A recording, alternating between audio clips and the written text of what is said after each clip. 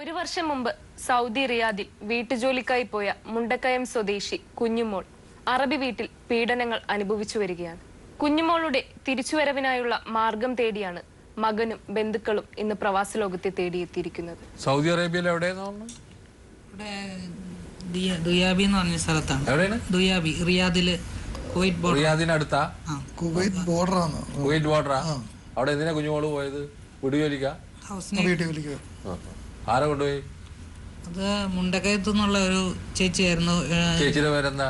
സുമ എന്നാണ് പേര്. സുമി. സുമ. സുമ. സുമ അവിടെയാണോ? ഇവിടെ മുണ്ടക്കയത്ത് തയ്യക്കട നടത്തുമോ? ഇപ്പൊ നടത്തുന്നില്ല. എന്താ പറയണ ഇപ്പൊ?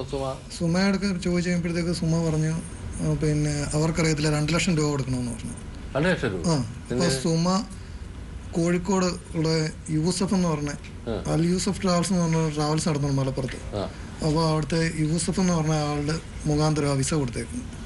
ഈ സുമ യൂസഫ് വഴിയാണ് വിസ കൊടുത്തേക്കുന്നത്. എന്നിട്ട് നമ്മളൊന്നും അറിയാതെ വീട്ടിൽ. എത്ര കാലമായി ഇത്? ഇപ്പൊ 1 വർഷമായി. 1 വർഷമായി. അപ്പൊ ഈ കുഞ്ഞുമോള് ഇതുവരെ പൈസ ഒന്നും അയച്ചിട്ടില്ല? പൈസ അയക്കുന്നുണ്ട്. 5000-7000 രൂപ വെച്ച് അവര് അയച്ചു കൊടുക്കുന്നുണ്ട്. അത് എല്ലാ മാസമൊന്നും ഇല്ല, അല്ല വല്ലപ്പോഴും.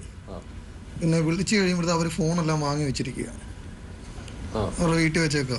വെള്ളിയാഴ്ച അവർ എല്ലാവരോടും ഒന്ന് വിളിക്കും.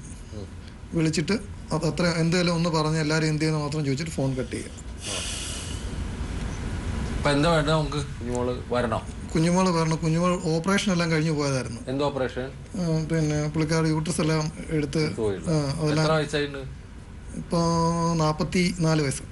നിങ്ങള് മകനാണ്? എത്ര മക്കളാ? 2 പേര്. അപ്പൊ ഞങ്ങള് യൂസഫിന്റെ അടുക്ക പോയായിരുന്നു. യൂസഫിന്റെ അടുക്ക ചെന്നപ്പോഴത്തേക്ക് യൂസഫ് പറഞ്ഞ് അവിടെ അറബിയുടെ നിന്ന് പൈസ മേടിച്ചിട്ടാണ് കുഞ്ഞുമോളെ അങ്ങോട്ട് വിട്ടേക്കുന്നത്.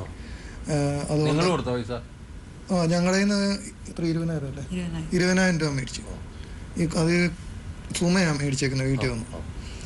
എന്നിട്ട് അവിടെ ചെന്ന് ഞങ്ങൾ അയാളെ കണ്ടു കഴിഞ്ഞപ്പോഴത്തേക്ക് യൂസഫ് പറഞ്ഞ് ആളെ 10 ദിവസത്തിനുള്ളിൽ കയറ്റി വിടാം, നിങ്ങൾ വീട്ടിൽ പൊക്കോളാൻ പറഞ്ഞു. ഞങ്ങൾ അവിടെ നിന്ന് തിരിച്ച് വീട്ടിൽ വന്ന് വീണ്ടും ഈ 10 ദിവസം കഴിഞ്ഞ് വിളിച്ചു കഴിഞ്ഞപ്പോഴത്തേക്ക് അദ്ദേഹം പറഞ്ഞത് 2 ലക്ഷം രൂപ അവിടെ കൊടുക്കാതെ കയറ്റി വിടത്തില്ല എന്ന് പറഞ്ഞു. അതിനുശേഷം ഞങ്ങൾ മുണ്ടക്കയം സ്റ്റേഷനിലും നോർക്കയിലും കാഞ്ഞിരപ്പള്ളി SP-ക്കും സർക്കിളിനും എല്ലാം ഞങ്ങൾ പരാതി കൊടുത്തായിരുന്നു. കളക്ടർക്ക് കൊടുത്ത് എംബസിയിലോട്ട് പരാതി അയച്ചു. ഇതെല്ലാം കഴിഞ്ഞിട്ട് ഒരു വിവരങ്ങളും ഇല്ല. മുണ്ടക്കയം സ്റ്റേഷനിൽ അവരെ വിളിച്ച് ചോദിച്ചപ്പോഴത്തേക്ക് പറഞ്ഞു നിങ്ങൾ ആ വിസയുടെ ഒരു കോപ്പി തരാൻ പറഞ്ഞു. അത് ചോദിച്ചപ്പോഴത്തേക്ക് അവർ പറഞ്ഞു അങ്ങനെ തരാൻ നോക്കത്തില്ല എന്നാണ്. മുണ്ടക്കയം സ്റ്റേഷനിൽ ഒരു പോലീസുകാരൻ അവരെ വിളിച്ച് വരുത്തിട്ട് പറഞ്ഞു വിട്ടു. പിന്നെ ഇപ്പോൾ കുറച്ച് ദിവസമായിട്ടൊരു വിവരങ്ങളും ഇല്ല. പുള്ളിക്ക് ഇന്നും വിളിച്ച് കരയുമായിരുന്നു ഒരിടയ്ക്ക്. അത് കഴിഞ്ഞപ്പോഴത്തേക്ക് ഫോണും കൊടുക്കത്തില്ല, ഒന്നുമില്ല.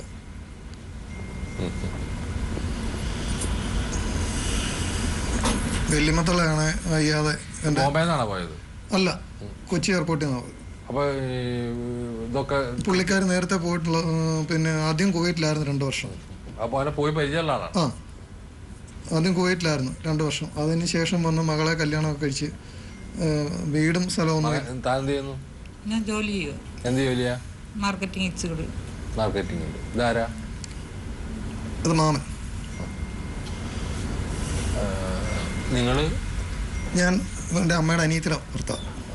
മര്യാദക്ക് ആളുകളെ കൊണ്ടുപോയും കൊണ്ടുവരണോണ്ട് ഒരു ബുദ്ധിമുട്ടുമില്ലാവും. പക്ഷെ അവരെ ആവശ്യമില്ലാത്ത രീതിയിലേക്ക് ചൂഷണം ചെയ്യുകയും അവരെ ഭീഷണിപ്പെടുത്തുകയും അവരെ ഇത്തരത്തിലുള്ള ഒരുപാട് പീഡനങ്ങൾക്ക് വിധേയമാക്കുകയും ചെയ്യുന്നതൊന്നും കണ്ടിരിക്കാൻ ഇനി കേരളം തയ്യാറാവുമെന്ന് എനിക്ക് തോന്നുന്നില്ല. ഈ പണി നിർത്തുക നല്ലത്.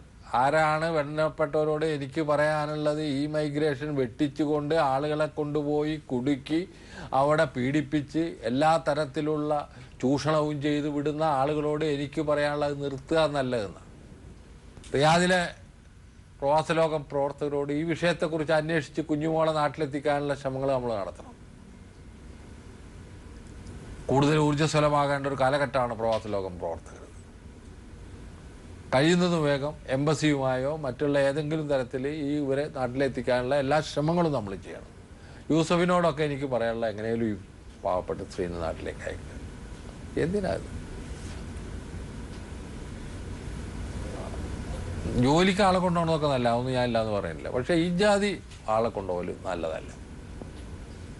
ജോലിക്ക് ആളെ കൊണ്ടുപോയി നിങ്ങൾക്ക് കമ്മീഷൻ കിട്ടുന്നുണ്ട് വാങ്ങിക്കുക, അവർക്ക് നല്ല ജോലി വാങ്ങിച്ചു കൊടുക്കുക, ഒക്കെ ചെയ്യുക. അതിലൊന്നും നല്ലതല്ല. പക്ഷേ ഇത്തരത്തിൽ പീഡിപ്പിക്കപ്പെടുന്ന അവസ്ഥയിൽ മനുഷ്യരെ കൊണ്ടു ചെല്ലുന്നത് നല്ലതല്ല. അതിനെതിരെ ഞങ്ങളെപ്പോഴും പ്രതിഷേധിച്ചുകൊണ്ടിരിക്കും. ഞങ്ങൾ അതിന് വേണ്ട നടപടികൾ എടുത്തുകൊണ്ടിരിക്കും. അതുകൊണ്ട് കുഞ്ഞുമോളെ നാട്ടിലെത്തിക്കാനുള്ള എല്ലാ ഉത്തരവാദിത്വവും ഇവർക്കുണ്ട്. അതുപോലെ അതിനു വേണ്ടിയുള്ള പരിശ്രമങ്ങൾ ഞങ്ങൾ ചെയ്യും എന്നാണ് നിങ്ങളോട് എനിക്ക് പറയാനുള്ളത്. നിങ്ങൾ പോകും കേട്ടോ.